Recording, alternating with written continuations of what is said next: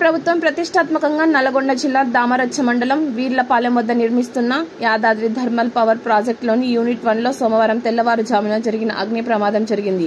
Boiler నుండి oil leakage అయి మంటలు చెలరేగడంతో యూనిట్ 1 పాక్షికంగా దెబ్బతిన్నది. వచ్చే నెలలో యూనిట్ 1ను ప్రారంభించనుండగా అందుకుగాను అధికారులు ముందస్తు ట్రయల్ రన్ నిర్వహిస్తున్నట్టుగా అగ్ని ప్రమాదం చోటు చేసుకున్నట్టు సమాచారం.